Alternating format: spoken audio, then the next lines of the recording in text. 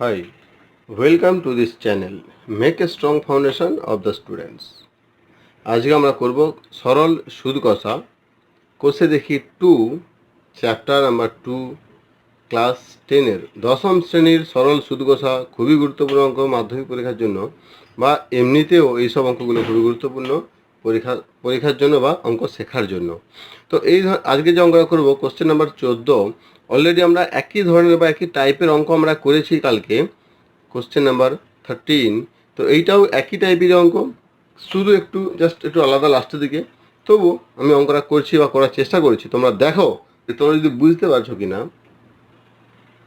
যদি বুঝতে না পারো তাহলে অঙ্কটাকে আবার একবার দেখো, কোনো ব্যাপার না, কিন্তু দেখে ভালো করে বোঝো, বোঝার পরে অঙ্কটা করার চেষ্টা করো। আর অঙ্কটা করার পরে তবেই দেখবে যে অঙ্ক করার পরেও কি ভালো লাগছে। অঙ্ক যখন হয়ে যাবে, যে উত্তরটা যখন মিলে যাবে, তখন নিজেকেই যেন অনেকটা কিছুটা বেশ প্রাউড ফিল হয় যে হ্যাঁ অঙ্কটা করতে পেরেছি। তো তাহলে আজকের বেশি না বলে আমরা শুরু করে দেবো অঙ্ক। Class 10 simple interest for class 10 question number 14। This is very important questions for anyone and everyone. 14 নম্বর অঙ্ক বলছে, একই সময়ে অমল রায় ব্যাংকে এবং পশুপতি ঘোষ পোস্ট অফিসে 2000 টাকা করে জমা রাখেন। 3 বছর পর তারা সুদ সহ যথাক্রমে 2360 টাকা ও 2480 টাকা ফেরত পান। ব্যাংক ও পোস্ট অফিসে সরল সুদের হার কত, অনুপাত কত? তো এখানে বলছে দুজন লোক, একজন অমল রায় আর একজন পশুপতি ঘোষ, একই সময় মানে একই দিনে একজন পোস্ট অফিসে টাকা রেখেছে, একজন ব্যাংকে রেখেছে। তো কে পোস্ট অফিসে, না অমল রায় পোস্ট অফিসে রেখেছে আর পশুপতি ঘোষ পোস্ট অফিসে টাকা রেখেছে। কত টাকা করে, না দুজনেই 2000 টাকা করে রেখেছে, মানে দুজনেরই আসল টাকা আছে 2000 টাকা। বলছে 3 বছর পর সুদ সহ। তো 3 বছর পর তারা সুদ সহ যথাক্রমে, এই যে যথাক্রমে কেন কথাটা ব্যবহার করে বাংলাতে, যথাক্রমে মানে প্রথমে যে লোকের নাম লেখা আছে প্রথমে টাকাটা সেই লোকের, পরে যেই লোকের নাম লেখা আছে তার পরের টাকাটা তার সেই লোকের, মানে এইরকম পরপর নাম লেখা থাকবে, পরপর টাকা থাকবে। তার মানে যথাক্রমে মানে প্রথম থেকে লোকের নাম আসবে, তো টাকাটাও প্রথম থেকেই হয়ে আসবে। সেই জন্য যথাক্রমে কথাটা বাংলায় ব্যবহার করা হয়ে থাকে। তার মানে অমল রায় ব্যাংক থেকে 2360 টাকা পেয়েছে সুদ সহ। এখানে বলছে সুদ সহ মানে আসল প্লাস সুদ। আবার পশুপতি ঘোষ পোস্ট অফিস থেকে 2480 টাকা পেয়েছে সুদ সহ। তার আসল টাকা ছিল 2000 টাকা দুজনেরই, কিন্তু সুদ সহ দুজনে আলাদা আলাদা টাকা পেয়েছে। তার মানে সুদের হারটাও আলাদা আলাদা ছিল ব্যাংক আর পোস্ট অফিসে। তো এখানে বের করতে বলছে, তো অনুপাতটা কত, সুদের অনুপাতটা কত, ব্যাংক আর পোস্ট অফিস অনুপাতটা কত। তাহলে আমরা বের করবো, যেমন অঙ্ক করি সেরকম অঙ্ক। আগে সুদের হার বের করবো ব্যাংক থেকে আলাদা করে, আবার পোস্ট অফিসে আলাদাভাবে আমরা সুদের হার বের করবো। সুদের হার পেয়ে যাওয়ার পরে আমরা দুটোকে অনুপাত করে দেবো। তাহলে আমরা পেয়ে যাবো যে ব্যাংক আর পোস্ট অফিসের সুদের হারের অনুপাতটা কি। So here is given as a here is given the same times Amal Rai and Pashupati Ghosh both are deposited 2000 rupees money. Amal Rai deposited in the bank and Pashupati Ghosh deposited in the post office. And after 3 years, they got total values, that means principal plus interest, total values 2360 and 2480 respectively. Respectively means first name is given Amal Rai and first value is given 2360. That means Amal Rai getting 2360 rupees, and after that name is written Pashupati Ghosh and the rupees is written 2480. That means for the Pashupati Ghosh he has got 2480 rupees, but both are getting a value interest plus principal after same years, that is 3 years, and both are deposited the values also same values, that is 2000 rupees. Now we will be calculate what is the ratio of the rate of the interest in the bank and in the post office. That means now first of all we will be calculated what is the rate of interest for the bank and what is the rate of interest for the post office. First we will be calculated this. After this calculation we will be make a ratio, what is the ratio of the post office interest and what is the bank interest. So now we will be calculate what is the rate of interest for the bank and what is the rate of interest of the post office. Separately we will be calculate. তাহলে আমরা যদি আলাদাভাবে ratio বের করতে হলে আলাদাভাবে আমাদেরকে কি না সুদের রেটটা বের করতে হবে, হারটা বের করতে হবে। তাহলে আমি লিখতেছি না অমল রায় ব্যাংকে, অমল রায় যে যেমন দিচ্ছে যেখানে তা সেটা আমাকে লিখতে হবে। অমল রায় 2000 টাকা ব্যাংকে জমা করেন বা রাখেন। অমল রায় 2000 টাকা ব্যাংকে জমা রাখেন 3 বছর পর, আমি একবার কেন লিখছি তো আমার অঙ্কটা করতে সুবিধা হয়, 60 টাকা পেয়েছেন। এখানে কি সুদ সহ এত টাকা পেয়েছেন। অতএব আসল ইকুয়াল টু 2000 টাকা, সুদ সহ মানে সুদ প্লাস আসল বা সুদ আসল ইকুয়াল টু 2360 টাকা। অতএব সুদ equal to 2360 minus 2000 equal to 360 rupees. আর সময় বলে দিয়েছে 3 বছর, তাহলে আমি লিখব গণিতের ভাষায় সমস্যাটি হলো আসল, আমাকে রেট বের করতে সুদটাকে ডান দিকে রাখবো, সময় আর সুদ। তো আসল প্রথমে কি ছিল না 2000 টাকা, সময় লেগেছে 3 বছর, এটা হচ্ছে টাকা একক, এটা বছর একক, আর এটা টাকা একক। 3 বছর আর সুদ হচ্ছে 360 রুপিস। আর 100 টাকায় 1 বছরে কত, আমি এটা বের করবো। So now will be written that Amal Rai 2000 rupees deposited in the bank. After 3 years he got total values 2360 rupees. Then the principal is 2000 rupees and principal plus interest value 2360 rupees. So what is the interest only? Only interest means principal and interest minus principal, that is interest. And will be as per calculation will be write like this. Now will be just calculation, a simple calculation. 2000 টাকায় 3 বছরে সুদ হয় 360 টাকা। আমি যে লেখাটা লিখবো খুবই সহজ ভাষায় লিখবো যাতে আমার করতে অঙ্কটা কোনো অসুবিধা না হয় বা বুঝতে যেন কোনো অসুবিধা না হয়। তাহলে 1 টাকায় সুদ কত রাখবে 3 বছরে, নিশ্চয়ই কম টাকা হবে, 360 বাই 2000 টাকা। আবার 1 টাকায় 1 বছরের সুদ আরও কম হবে, 360 বাই 2000 ইন্টু 3। আর 100 টাকায় 1 বছরে বেড়ে যাবে, 360 ইন্টু 100 ডিভাইডেড বাই 2000 ইন্টু 3, 0 0 0 0 0 0, 3 দিয়ে 2 দিয়ে 18, আবার 3 দিয়ে 6, তার মানে 6। তাহলে এটা হচ্ছে 6 টাকা, তার মানে বার্ষিক, এটা কি ব্যাংকে, এরা ব্যাংকে রেখেছিল, ব্যাংকে বার্ষিক সরল সুদের হার 6%। এবার আমি বের করবো পশুপতি ঘোষ পোস্ট অফিস। না পশুপতি ঘোষ একই হয়, যেমন আমি আগেটা লিখেছি সেরকম এখানটা লিখবো।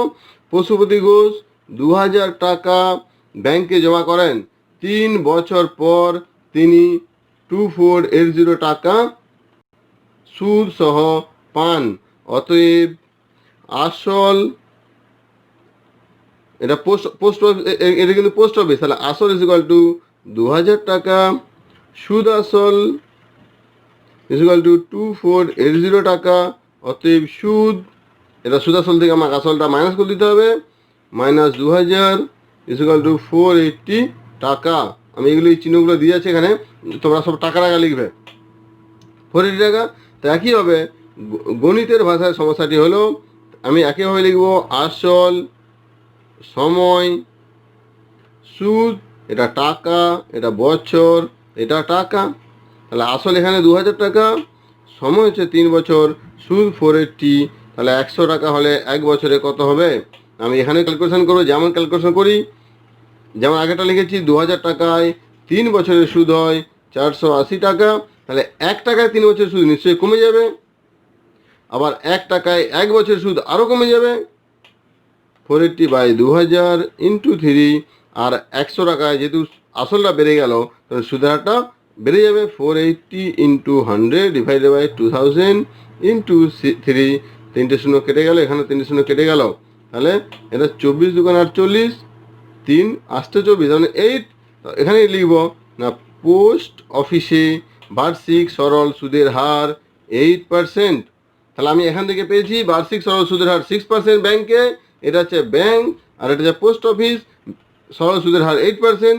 এবার লিখব অতএব bank is to post office equal to, তাহলে ব্যাংক কত না এখানে ছিল 6 টাকা ইজ টু 8, তারপরে 3:4, এটা গেল অ্যান্সার। তাহলে এবার আমি লিখবো অতএব ব্যাংক ও পোস্ট অফিসে সরল সুদের অনুপাত 3:4। বুঝে গেল? এইভাবে অঙ্কটা করতে হবে। So now will be calculate from here কি for the bank 2,000 rupees that he deposited for 3 years and he got as interest 36 rupees. Then what is the, if he has then the 100 rupees and 1 year we calculated, that is the only 6 rupees. That means the yearly simple rate of interest in the bank, that is 6% for the bank only. And now we will be right as same way the Pasupati Ghosh, he has deposited 2,000 rupees for 3 years. After 3 years he got interest plus principal 2,480 rupees. That means the principal is 2,000 rupees and total 2,840 rupees. Then the only interest is equal to 2,480 minus 2,000, that is 480 rupees. Now we will be calculated as per the arithmetic process, that is the principal, time and interest. Principal unit is rupees and in rupees, and that is the time is the year. Then 2,000 3 years 480, 100 1 year, what is that?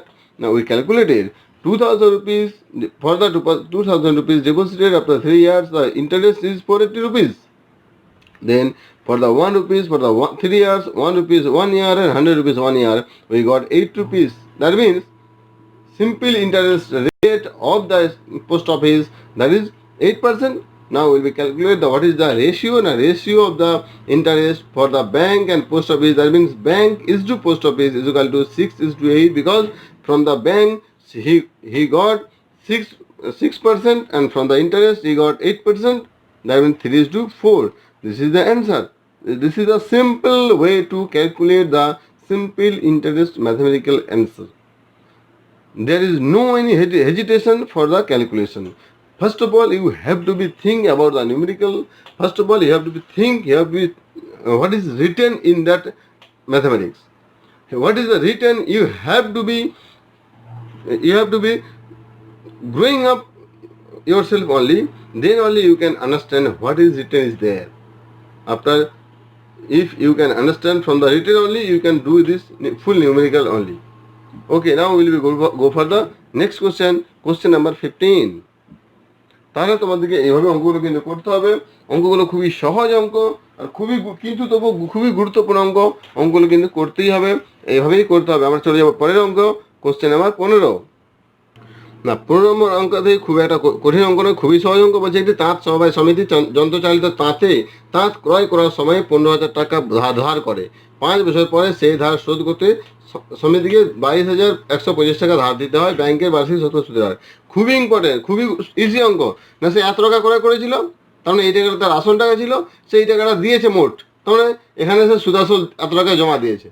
তো যদি এত টাকা ধার করে এত টাকা সব কিছু দেয়, সে সুদ কত টাকা দিয়েছে? না, সুদ দিচ্ছে এইটা মানে এইটা, এরা কত সময় 5 বছর, তার মানে এত টাকায় 5 বছর সুদ হয় এত টাকা, 1 বছর 100 টাকা, 1 বছর সুদ কত, সেটাই সুদের হার।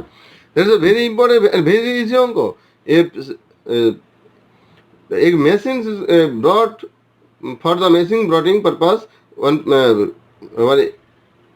Samiti, he has getting the loan from the bank 15,000 rupees, and after 5 years he got totally prepaid to this association total 22,125 rupees. What is the simple interest rate? Now, he got 15,000 rupees as a loan, but he gave 22,125. That means how much extra he gave? That much only the interest. As a interest he gave only. Then we can calculate for these values after 5 years, that is the interest, and for the 100 rupees values after 1 year, what is the interest? This is a very easy and easiest অঙ্ক।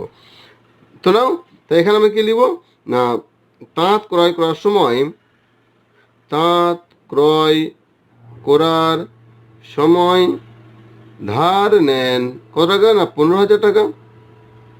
অতএব আসল সমান 15,000 টাকা। 5 বছর পর তিনি মোট ধার শোধ করেন ইজুকাল টু 22,125 টাকা। 22,125 টাকা ধার শোধ করেন, অতএব সুদাসল ইজুকাল টু 22,125 টাকা। অতএব সুদ ইজুকাল টু 22,125 মাইনাস 15,000 টাকা, 7,125 টাকা। বুঝে গেল? এইটা সে ধার নিয়েছিল, মানে এটা আসল ছিল, সেইটা দিয়েছে, মানে সুদাসল দিয়েছে, তাহলে সুদাসল দিয়ে আসলটা বাদ দিয়ে আমি সুদ পেয়ে গেলাম। এইবার আবার লিখব, গণিতের ভাষার সমস্যাটি হলো আসল, টাকা, সময়, বছর, সুদ, টাকা। তাহলে আসল কত দিল? 15,000 টাকা, 5 বছর, সুদ দিচ্ছে 7,125 টাকা। তাহলে 100 টাকা 1 বছরে কত টাকা সুদ? না আমি সিম্পল যেমন ওই কি নাম করে তেমনই করবো। 15,000 টাকায় 5 বছরে সুদ হয় 7,125 টাকা। তাহলে 1 টাকায় 5 বছরের সুদ নিশ্চয়ই কমে যাবে। 1 টাকায় 5 বছরের সুদ হয় 7,125 বাই 15,000। আবার 1 টাকায় 1 বছরে আরও কমে যাবে, নিচে আবার 5 হবে। আবার 100 টাকায় তাহলে বেড়ে যাবে 7,125 ইন্টু 1,000 ডিভাইডেড 100, 15,000 ইন্টু 5। এবার আমরা কাটারি করবো। 7,125 ডিভাইড বাই 150, তাহলে 7,1,425। এখানে 5 দিয়ে গেলে 30, একেও যদি 5 দিয়ে আমরা কাটারি করি তাহলে এটা গেল 285। আবার 5 দিয়ে গেল 5 6 30, আবার 5 দিয়ে গেল 5 5 25, 6 7 28, 3 5 7 35, 57/6। তার মানে এখন 3 দিকে 3 দোকানে 6, 1 3 3 4 5, 2 27, 3 লং 27, মানে 19/2। 19/2 মানে কত? 9 দোকানে 18, 9.5% বা 9.12%। তাহলে বার্ষিক সরল সুদের হার হলো 9.12% বা 9.5%, দুটোই same. So now will we just suppose that just thoroughly total 15,000 rupees he got as a loan, but when he paid 22,125 rupees. That means how much he extra paid? He extra paid 22,125 minus 15,000. That is 7,125 rupees. That is the extra paid. So which values he paid as a extra, that value only as a interest he paid. So what is the interest? Just now we have written like this only. The interest value will be calculated, that is 7,125 rupees. Then within 15,000 rupees after 5 years as an interest he gave 7,125 rupees for 1 year, for 1 rupees 5 years, and 1 rupees 1 year, and 100 rupees for what is the 100 for the 100 rupees and 1 year, that is 9.5 or 9.12, that is অতএব therefore ব্যাংকের বার্ষিক সরল সুদের হার 9.12%, বা আচ্ছা যদি আমি লিখি ব্যাংকের শতকরা সরল সুদের হার, তাহলে লিখতে হবে শতকরা সরল সুদ 9.12 টাকা। তো this is the very easiest method and easiest numerical for the class 10 up to this chapter, simple interest chapter. সরল সুদ কষা খুবই সহজ অঙ্ক। এরপর আমরা চলে যাবো নেক্সট কোশ্চেন, কিন্তু নেক্সট কোশ্চেন অঙ্কটা আমরা পরের ভিডিওতে পাবো। আর আমি প্রত্যেকটা ভিডিওর লিঙ্কে কিন্তু ডিসক্রিপশন বক্সে কিন্তু আমার আগের ভিডিও বা পরের ভিডিওর কিন্তু আমি লিঙ্ক তোমাদেরকে দিয়ে দিচ্ছি। তো তোমরা যারা অঙ্কটা এখনও দেখোনি তারা কিন্তু সমস্ত অঙ্কগুলো দেখবে। অঙ্কগুলো দেখলে কিন্তু আমরা নিজে থেকেই বুঝতে পারবে যে অঙ্কের মধ্যে কী আছে। আর অঙ্কগুলো কিন্তু ভালো করে প্র্যাকটিস করবে, বুঝে অঙ্ক করা শুরু করো।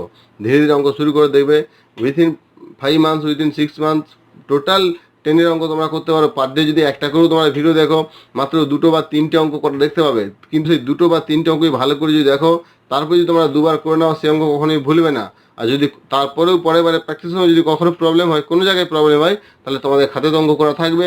যদি তোমরা রাফে যদি শুধু করো, যদি ফেয়ার না থাকে, কোনো অসুবিধা নেই। তোমরা আমার চ্যানেলে গিয়ে আবার ওই ভিডিওটাকে একবার দেখে নেবে। জাস্ট দেখে নিলে তোমরা নিজে থেকে বুঝতে পেরে যাবে যে হ্যাঁ কোথায় কী বলেছিলাম বা কোথায় কী লেখা ছিল। আর যারা এই চ্যানেলে নতুন আছো তারা কিন্তু অবশ্যই চ্যানেলটিকে সাবস্ক্রাইব করবে। আর যারা নতুন বা পুরনো তারা কিন্তু পাশে থাকা বেল আইকনটি অবশ্যই ক্লিক করাবে, যাতে তোমরা এরপরে কোনো ভিডিও আপলোড করলে বা আমরা যখন সাজেশন দেওয়া শুরু করবো, যাতে তোমরা তার নোটিফিকেশানটা পেয়ে যাও। আর যদি অঙ্কগুলো ভালো লাগে তাহলে কিন্তু অবশ্যই চ্যানেলটিকে আরও শেয়ার করো, লাইক করো, তাহলে চ্যানেল তোমরা তাহলে আরও ইন্সপিরেশন পাবে। Okay, thank you very much, thank you, best of lakh.